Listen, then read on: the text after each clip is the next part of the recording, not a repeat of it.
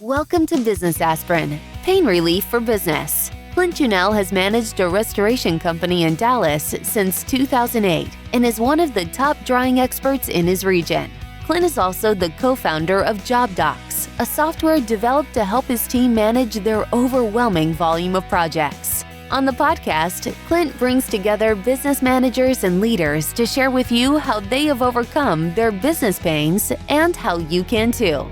And now, here's your host, Clint. Hey, everybody. Good morning and welcome to Business Aspirin, podcast to help business owners get started and get going. I have our guest today, Tom Gissler with Restoration One.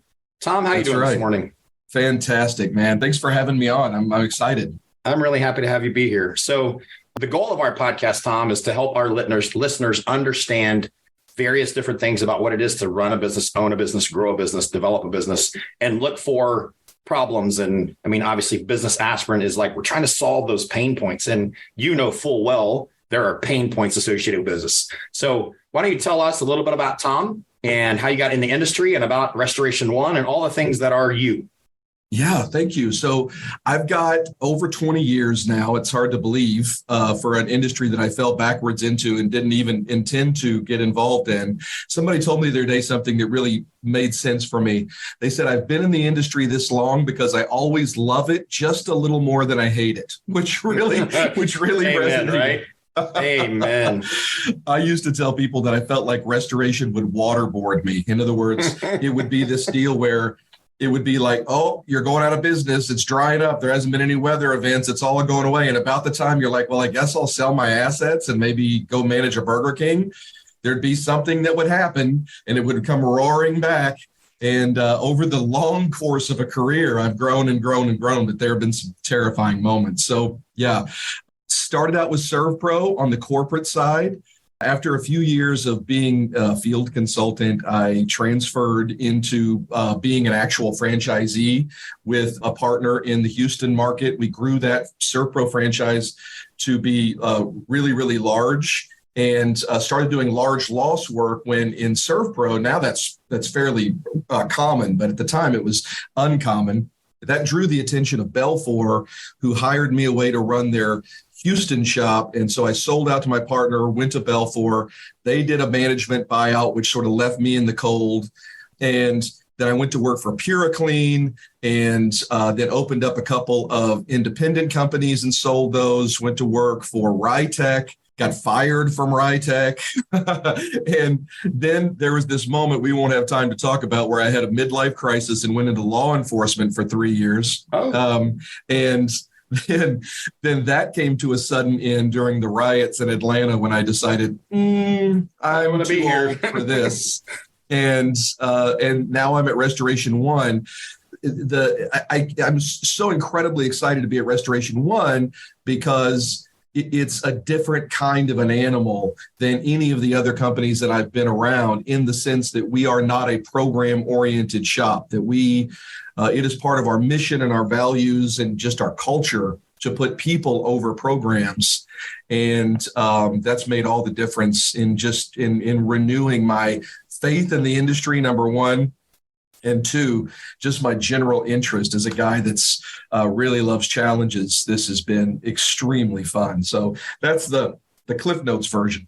Yeah. Well, there's two things that are nuggets that I really like from that. The last statement you just made was people over programs. And I think that's significant. We talk about your values and mission and your vision and all of that, is prioritizing your number one asset, which is your people, and putting that over chasing the dollar through, in our industry, what we're talking about, which is program work.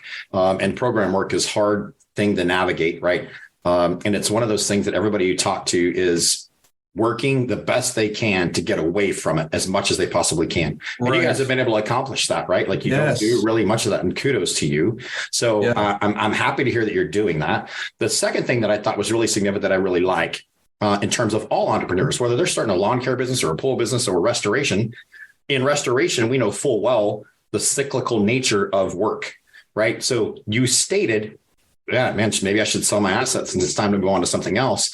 And that's the moment that so many people actually do give up.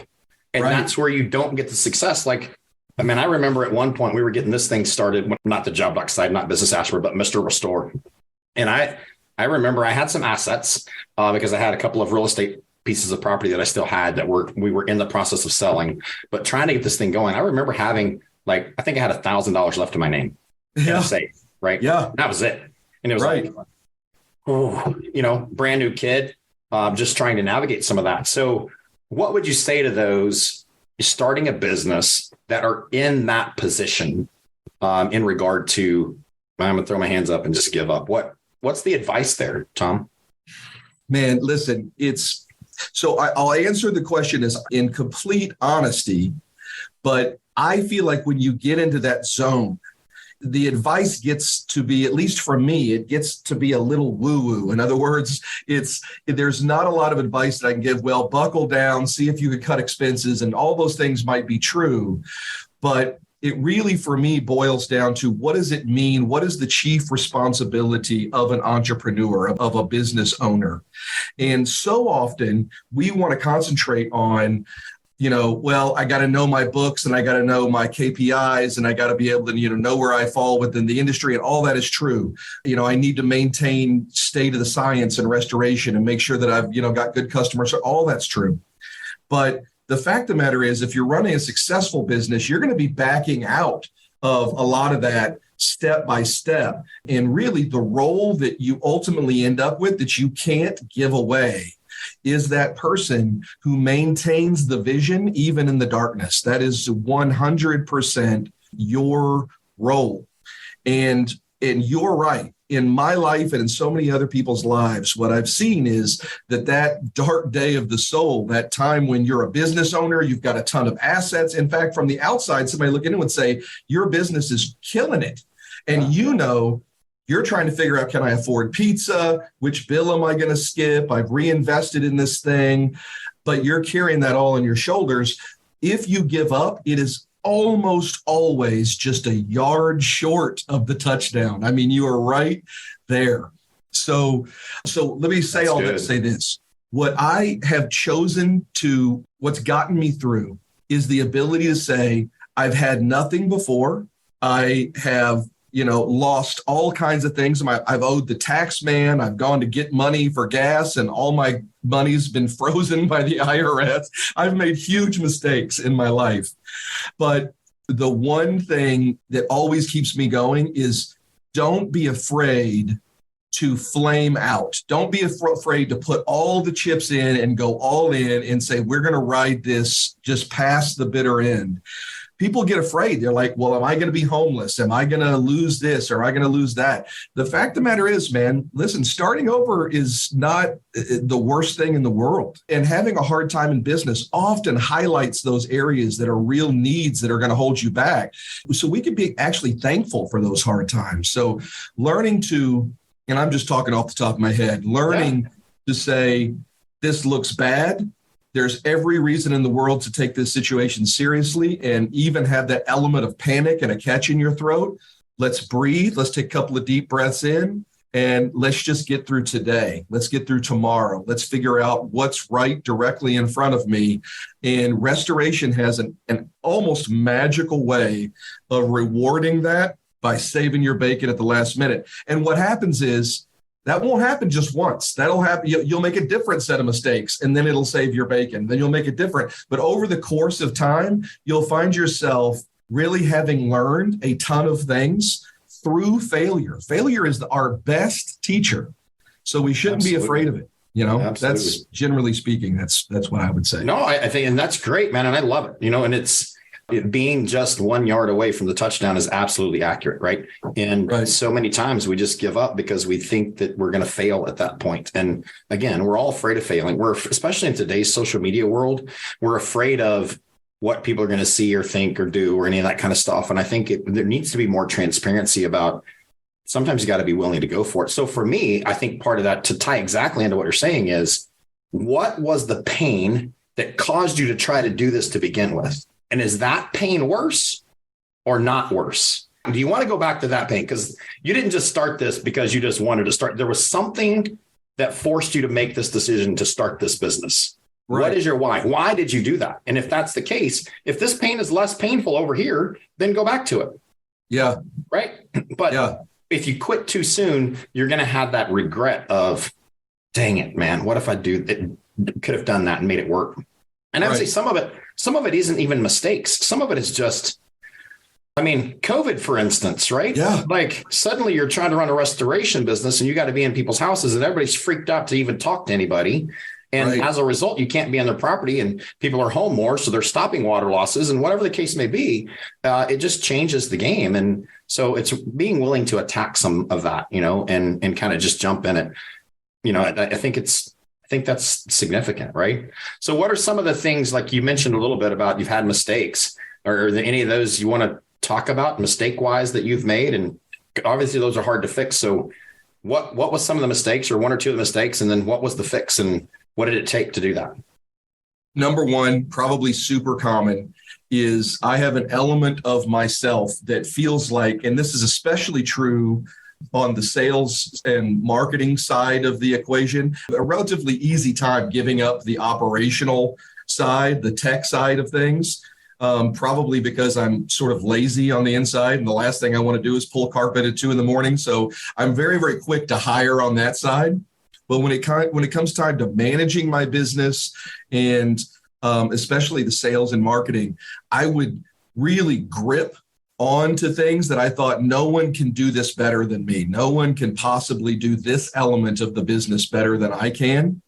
And as a result, I would unintentionally bottleneck the growth of my business because everything had to go through me. And there was just this stacking up of priorities. And sometimes that was estimating, right? It was like, well, I have to look at every estimate before it goes out to make sure it's perfect. And then it was meetings. And as your company would grow, I would find myself in this frantic trying to keep up with this own machine that I'd given. And I was like, man, this is making me unhappy. Sure. And I would blame it on the business or the carrier or the weather event or the blah, blah, blah. What it was me being unwilling to take a step back in my business, empower others to do, and be willing to pick up pieces and teach and have people go through hopefully a shortened version of my own journey as I went along. And what I found was when I did that, the people that I invested in, not universally, but by and large, would rise to the occasion, and my business would just take off and reach that next level. Not because I doubled down on my involvement, because I actually stepped back and doubled down on my actual real role in the company that no one could replace. So, in broad strokes, I think that would be what I would say. And that's hard to do, right? It's hard to take that step back and to trust people to do some things the way that you need them done. And I will say, like, I grew up in the plumbing, heating, air conditioning business, and my grandfather started a plumbing company in like 1942. And then my dad went to work for him and then started an HVAC company out of that. And both of them are wired to the level of things need to be done a certain way and need to be done perfectly. And I'm grateful that I watched this, right, and worked with them in all of this, because I recognized that neither of them really have the opportunity to grow if you're going to have your hands on everything. Half the jobs that run through Mr. Restore, our restoration company, I know very little about. I can't anymore in order to create a growth that allows my team to succeed and or fail. And then it's just, okay, I'll get involved if we have to fix some problems and see what needs to be done there. And then it's a matter of, can we fix these problems? Are they going to be so detrimental that we can't get past them? Or is it possible that we can still recover and rise from these failures? So, I love that statement that you're making right there. Yeah. You mentioned one of the jobs that I eventually put into sort of my core services. So I would sort of whittle my job down to what is it that I should be doing? First, I had to get out of my own job mentality. I mean, you have to get out of that headspace that this is my job. And so I should put in X amount of hours doing something. Do I feel productive? There's a guilt sometimes, these people Absolutely. Working for me, they're going to work hard. I should be out there in the grind, in the mix. You'll frequently really hobble your business. So one of the things, and this is even more important now, if I am a business owner today, I am putting hours a week into always hiring in my business, constantly searching for, even if I don't have an open position. What I've noticed is if I am always hiring, if it's always on the top of my mind to be looking for that next talented person wherever I go, restaurant, Home Depot, teachers leaving teaching, cops leaving policing, getting out of the mindset of, well, they got to have IICRC certifications or industry knowledge. If I'm just looking for attitude and skill set, if I'm out there preaching that message and having a line of people waiting, two things happen. One, you're able to hire faster because you've got a pipeline, but then you're also, and this is hard to acknowledge, but in a larger organization, you're always going to have somebody in your organization that you really ought to replace. Yeah. They got a bad attitude. You're a little suspicious they're not doing the right thing. But in restoration, we're always loath to let somebody go because the second you do, the storm hits, the opportunity comes up and man, I wish I had that guy back. Yeah. Yeah, man, I know that. If you're always replacing your least effective person with someone that's coming in new, it does a couple of things. One, you're always upping your team. And there's an effect, if we're being honest, that the team knows, man, I better perform because there's a talent pool coming in at the bottom of this thing all the time. And that's really made a big difference too. So that's just one of the core competencies. And I love that. Yeah. I love that information. That's awesome. Yeah. So, like a lot of good information. I mean, we could have stopped the podcast a long time ago with some nuggets of information that are brilliant, man, and Tom, and I appreciate that. Is there something that you know now that you wish you would have known? Like, I wish somebody would have told me that before I started down this path. Yes, actually. Okay. Very recently, I think. I probably way late to this game. When I'm hiring salespeople, I was trying to hire people that I felt like could sell. I got burned a few times by hiring the shiny sales guy that had been a couple of places and was going to come with a book of business. And that never worked out for me. And I always paid him a whole bunch of money and never really got it back out of it. So I was burned on that. So I went to the, find the raw material. I think if now what I would do if I was starting over is I would think about my marketplace in verticals, hospital, hospitality, childcare, education, whatever. And when I was going after a vertical, I would go for someone in that vertical and I would hire them out of that. And then I would use them as an entree into it because they know the language, they know sort of the buying motives and all that. I think that would really shortcut. And I think that's what a lot of successful restoration companies do. And I'm a little late to the game on that. Well, that's brilliant, right? Yeah. So I think that's probably one lesson among a zillion because I've made every mistake in the book. Sure. But, no, man, I've got plenty of them. You've had a lot of success. Yeah. Do you have something that you would point to as your biggest challenge along this path? Yeah. Yes. Well, I'll tell you what's my biggest challenge right now. Okay. So I'm a hard driver, and I'm a hard driver on myself primarily, meaning I wake up early. There's a little bit of an imposter syndrome in my mind that always says, you're not doing well enough. You're not going hard enough. You can work a little harder, and that's been successful in my life. And there are times when I will approach people in my life. It could be family, employees, anyone. And I will proactively in an unsolicited manner say, hey, man, do you know if you did this or this better, you would crush? And I'm saying it out of love, out of kindness. I'm saying, look, man, you got this little pebble that's holding up your skateboard. If we can get this out of the way, which is an easy fix, you're going to go so much faster. If I'm not careful, what I mean as love, as encouragement, can come across as criticism. And it can have the opposite effect that I want it to have, because I'm speaking in the way that I speak to myself out loud to others without respect to how they need to be spoken to receive my message. And I think that I can come across as bullying. And I think at times, if I'm being really honest, tyrannical. And I really have to continue to learn and work on the fact that not everyone's going to be as driven as me. Not everyone's going to have the priorities that I have. That doesn't mean that they can't be a successful team member. They can't add value. That doesn't mean that they're a worse person than me. In fact, I need people around me that aren't me so that I can fill gaps in myself. But yeah, I think I'm really always trying to work on my communication so that I don't accidentally hurt the people I'm trying to help, if that makes any sense. Yeah, man, I tell you, I think we're wired so much alike. And it's hard to recognize that in yourself. Right. Yeah. I'm so grateful that you've recognized it. And honestly, I'm glad you said it again, because it helps me go back and go, because I know that about me and I have to watch it and I'm guarded against it. And part of it is like the way I'm wired. I'm so focused and driven on what needs to be done in the next step. And it has nothing to do with the fact that I don't like you. But when I come in, there's these things that I need to address because that's what's in my brain. And that's what woke me up at 2 a.m. that I need to get off of my head so we can talk about and navigate this stuff. And it may not be that you did anything wrong, but I may come in and not say, hey, man, how are you doing? How was your weekend? Right. How are things going at the house? Any of that kind of stuff.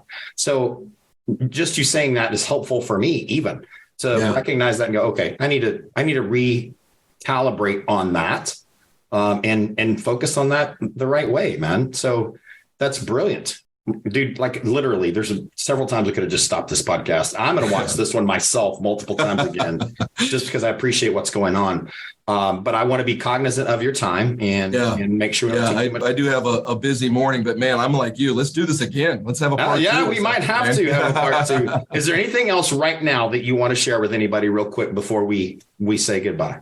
Well, specific to the restoration industry, and I don't know if that's 100% of who listens or who your audience is, but specific to restoration, I really want to partner with anyone outside of my brand, outside of even the whatever the space that is, if you want to have a conversation about how we can bring restoration back to a people-focused, service-based industry that disrupts the commodification of this insurance repair industry, which is what the carriers are ultimately pushing for. And if I was a carrier, I'd be doing the same thing. Absolutely. Pushing back on that to bring more focus back to the home and business owners that we service on a daily basis. I think that's only beneficial to the insurance industry. And I think that it's going to take more than Restoration One, going to take more than your company, it's going to take a band of us not being jealous of each other or saying, oh, if I help you, then will you take my jobs? There's more than enough work for all of us. You talk to me, let's have a conversation. And everybody, if you're listening and you're wanting to jump in the restoration space, or you're just wanting to start a business and you don't know what you want to do, Restoration One, you can find them. It's the number one, not spelled out one. You can find them online at restoration1.com, right? Yes. And they're headquartered in Waco. Great organization, great group of people. I've spent some time even in their office down there and have enjoyed meeting all of them every time we've gone there. They've been very accommodating and friendly, and I've enjoyed that. So guys, if you're looking to do something, like hit these guys up and talk to them. And what he's saying is true, because I know of some other conversations with other groups that you guys are having individually. And so he's not lying when he's saying, hey, let's build a group and a team, even if we're not on the same boat right now. Right. Let's move all the ships the right direction. And man, kudos to that. Yeah. Tom, you're awesome, man. I appreciate having you with us. For those of you listening, Tom Gissler with Restoration One. And I appreciate having you here, man. And looking forward to doing this again, because I think there's going to be a version 2 of this one for sure. I hope so. Appreciate you, Clint. Thanks for being on. This has been a Business Aspirin, Pain Relief for Business podcast. If you're a business owner trying to overcome your business pains, follow us on Apple Podcasts or visit our website for more information, job-docs.com.